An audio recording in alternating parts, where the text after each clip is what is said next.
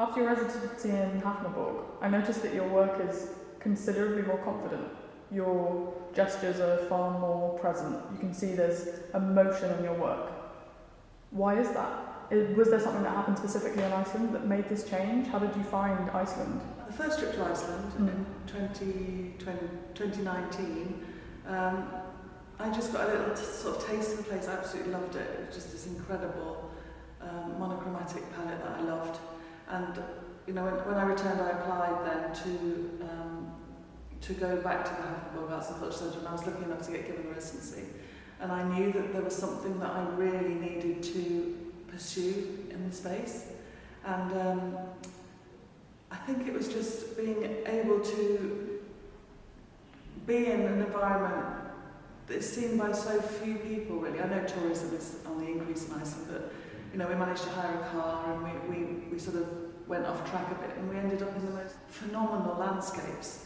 And I think it taught me to be a little bit more, well, it taught me to be braver with my work, really. Just sort of being there and experiencing things that are so big, powerful, massive, stripped back even, taught me to be the same with my work. So my work now is more confident, I think, and I'm trying to distill my marks into something that's as pure as the landscape that I saw when I was there.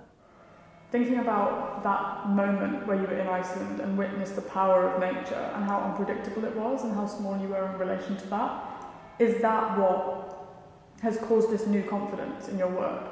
These large gestures, these strong marks, is that, would you say that that's the reasoning behind this new confidence? I think there's two things. I think witnessing the landscape obviously has been fundamental to the changes, and you know, my work's been very well received since I've got back, because I think I am more confident about my work. I feel that I've hit the floor running, and I do feel that I've found my language now, and that I'm able to paint and get across my ideas in quite a sort of, not a simple way, that's not the right way, but a more distilled way. And then the other thing was, I went through quite a serious health scare about 2-3 years ago, and you know, it sort of puts everything into perspective when you actually realise that life is finite. You know, and you do only have a certain amount of time. And since having had that sort of scare and then being to Iceland, I've realised that I've got a lot of painting in me, and I really do need to get it out. And I'm working probably the hardest I've ever worked on my work. And with that, and with the reactions that I'm getting from people, and the way that it makes me feel, I feel that probably for the first time I'm connecting on a very emotional level, which I've always done, but it just feels true and honest at the moment. I'm interested in your titles. I think that they're quite a core part of your work, but I know that you don't really like talking about your work very much, so there's this interesting kind of polarity there. All of your titles, and every time you discuss your work in writing, you capitalise these kind of like large themes. You've got nature capitalised, death capitalised, which can be quite jarring to someone who doesn't really understand why you're doing that. Can you talk a little bit about why you choose to capitalise these words, these large human elements, or these large kind of big themes? It sort of started from when I was able to read and write, probably about 4 or 5. I've always thought that really important words should have a capital letter, and we were taught that pronouns should have a capital letter. And to me, you know, nature has to have a capital letter purely for that reason, in the same way that beauty or the sublime or death, like you say, I capitalise, because they're almost words that I can't fathom. Are you trying to get something across to the people that are experiencing your work? Is there an important element of transference of ideas there, or is it more visceral, human? Yeah, it's more about the emotional connection that you have to the paintings. I want people to be able to walk into a space and to be able to stand in front of my work, and yeah, they can appreciate the surface quality, they can appreciate how the paint's been on, but it's more about what's happening in the space between the painter and the eyes that are actually looking at the painting. And it's that sort of energy and that sort of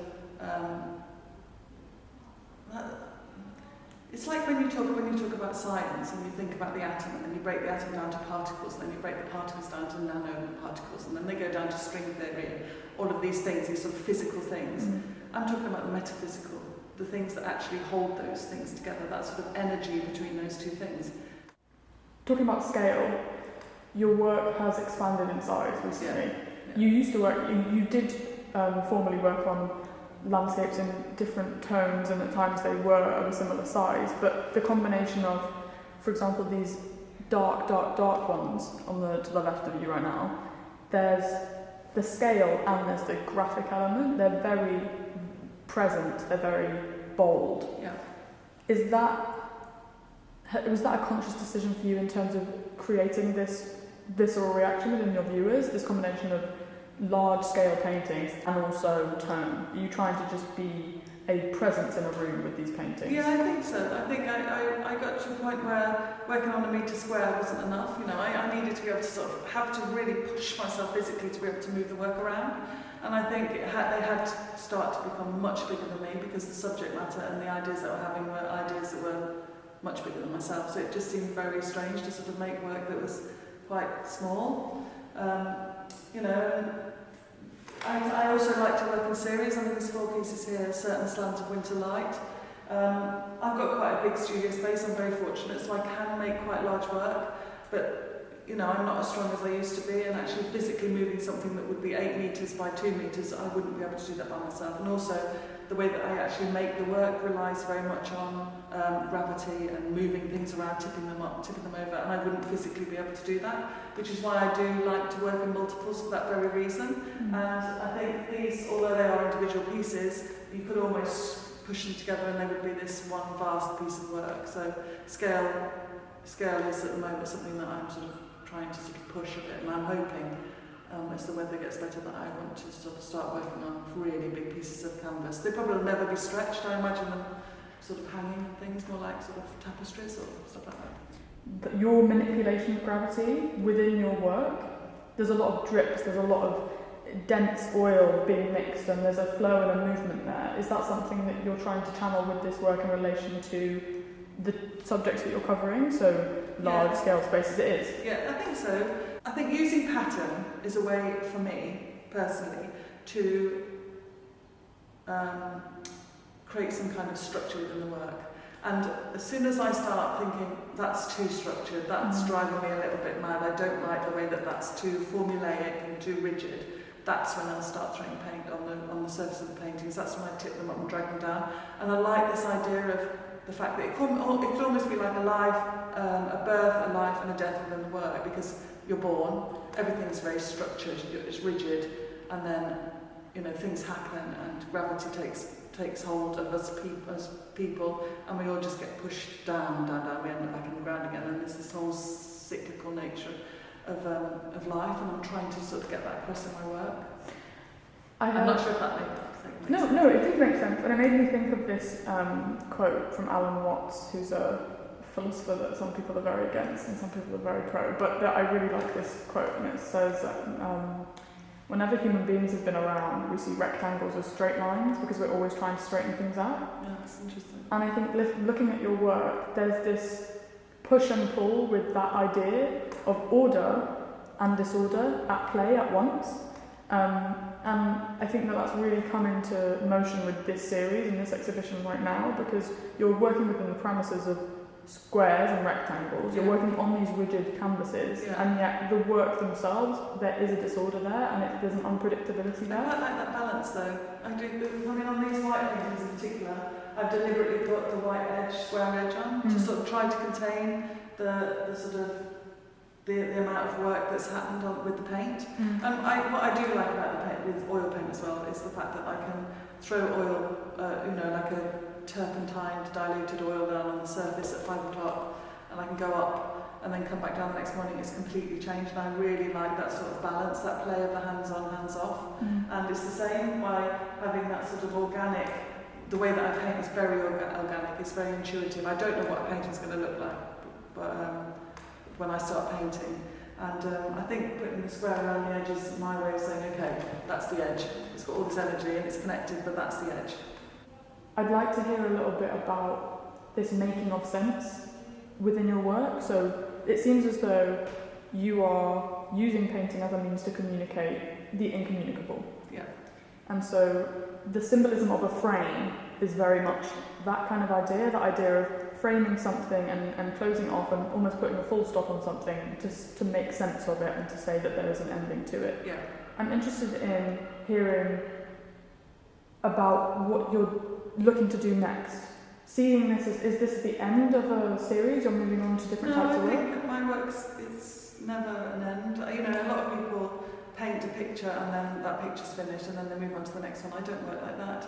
You know, there's paintings that I've got at home in my studio space that have probably been in there for 10 years, and I'm constantly having a dialogue with the surface of those paintings, so it never stops.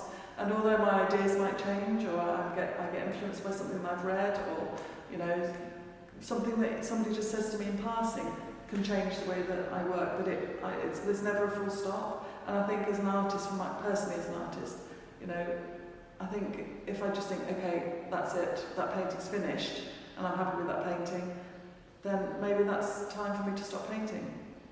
No, it's difficult.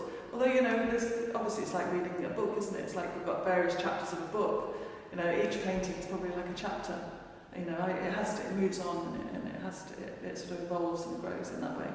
The way you talk about painting, there are so many links to literature, and I hate writing about my work, which is quite strange. Although I do read quite a lot, and I'm constantly listening to audiobooks in my studio. I very rarely listen to music in my space, and things that I listen to on some sentences in poems or bits of fiction that I take and I write down, and they become part of the work. There's sort of conscious sort of infiltration and things like that. But I wish I could write more about my work, which is why I capitalise on the big words, because I can't explain it in any other way.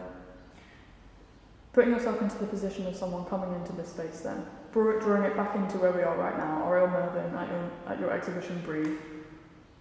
So why abstraction? If there is an attempt to communicate through something that is not figurative.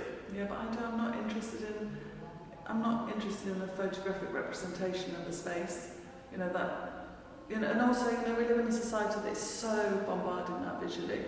You know, you can get 5,000 photographs of the glacier that I saw, but of the 5,000 photographs that you see online, one person probably took that photograph, so one person's actually experienced that sort of that being in that landscape. And my painting, I wouldn't, you know, I used to paint landscapes. You know, when I first moved to Wales in 1997, I used to paint quite large-scale landscapes, quite Turner-esque, and the light was with the light playing on the sea and things like that.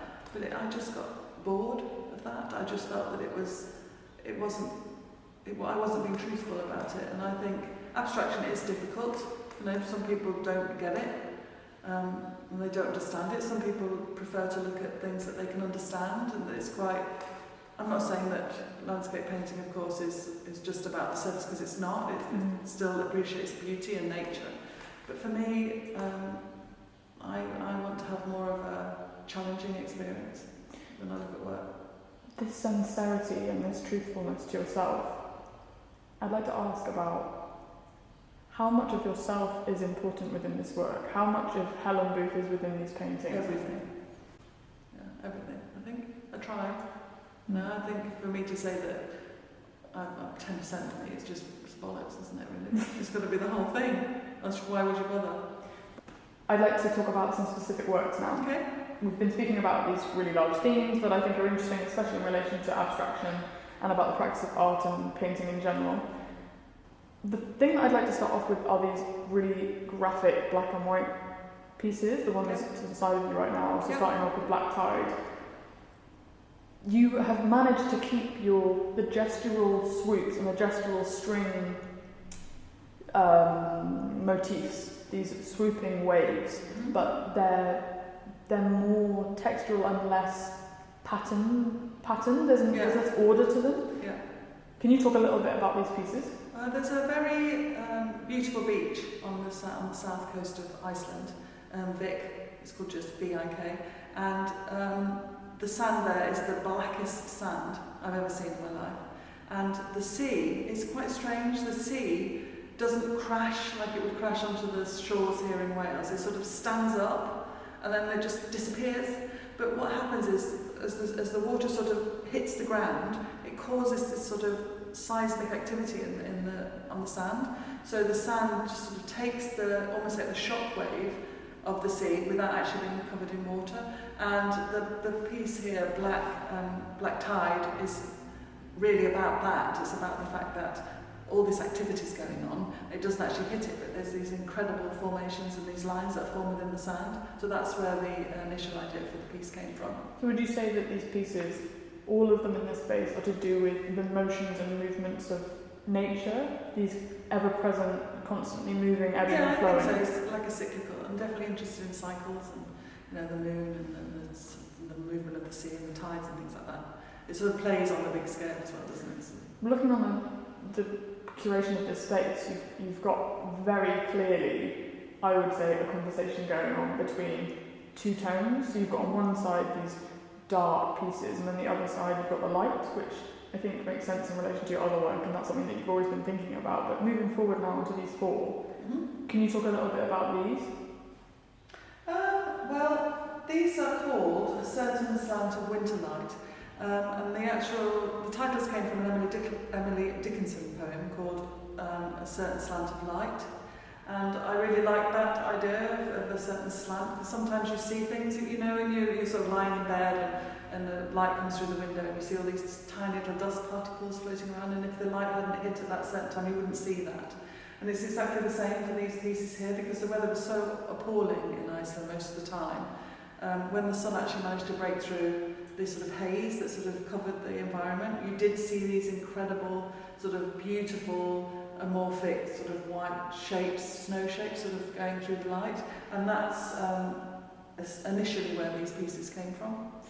I would like to think about your change in method with these paintings that is new for you. Raw canvas, this is very new for you. Yeah. Something that has only occurred in the last year. Yeah. You usually build up almost, sometimes hundreds of layers on the paintings, and they build up through time. It's a long process. These paintings usually take a long time with a started base layer, and you've avoided that this time. Yeah.